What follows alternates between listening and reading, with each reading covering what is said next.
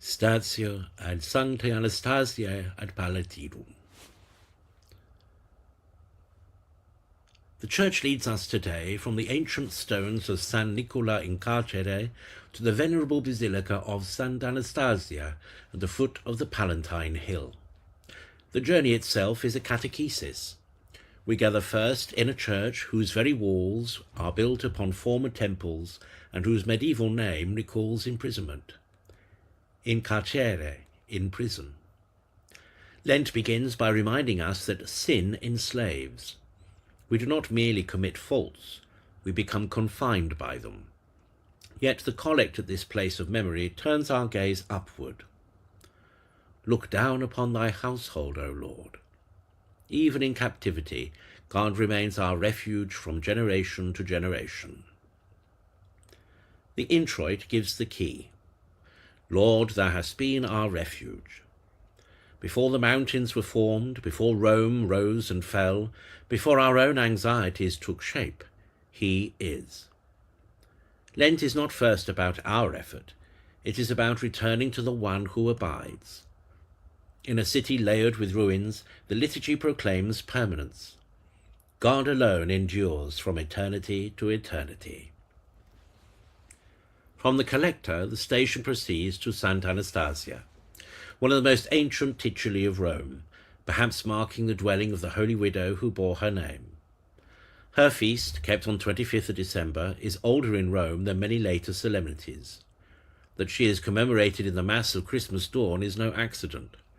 She stands at the meeting point of darkness and light, martyrdom and resurrection hope. In Lent, as the Church disciplines the body, she reminds us that fidelity may cost everything, yet leads into everlasting day. The collect of the Mass expresses the paradox of penitence. Our bodies are chastened so that our minds may glow with desire for God. Lent is not mere deprivation. It is purification of appetite. Fasting is ordered to fire, the interior flame of longing for the Lord. The epistle from Isaiah calls with urgency, "Seek ye the Lord while he may be found." God is near. His mercy is not reluctant, but abundant. Yet his thoughts are not our thoughts.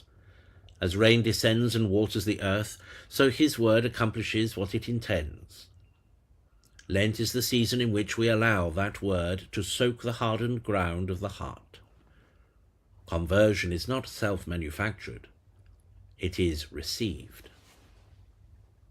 The gradual introduces Psalm 140, the ancient Lucernare. Let my prayer be directed as incense in thy sight. In Eastern usage, this belongs to the hour of evening light. For centuries in Rome, the Stational Mass itself replaced Vespers at sunset. Thus the Eucharist becomes the Church's evening sacrifice. As daylight fades, prayer rises. Lent is an extended twilight.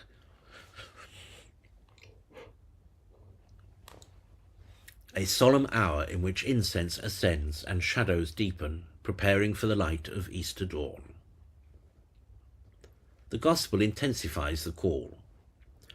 Christ enters the temple and casts out the merchants. The house of prayer must not become a den of thieves. The temple is not merely Jerusalem's sanctuary, it is the human soul. Lent demands the overturning of tables, habits, compromises, hidden traffickings of self-interest. What we tolerate within, Christ must purify. Only then can the blind and the lame, the wounded faculties of our own being, be healed. The offertory confesses trust. My times are in thy hands. In Lent we relinquish control. The secret prays for deliverance from danger.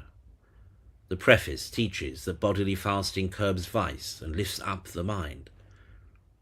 The discipline is medicinal. It restrains what disorders and strengthens what is weak. At communion we hear the cry of the afflicted. When I was in distress, thou hast enlarged me.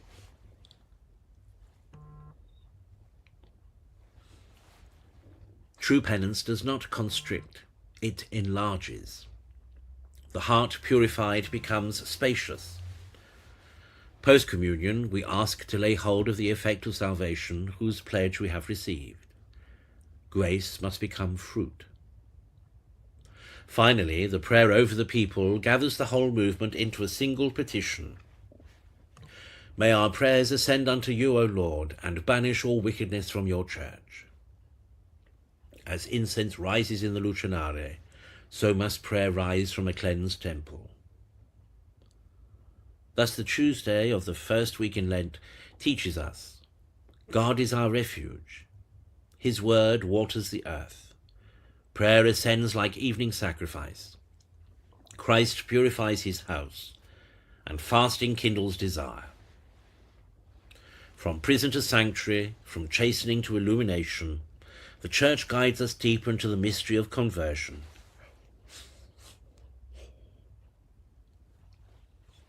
So that, like Sant'Anastasia at dawn, we may stand steadfast when the light appears.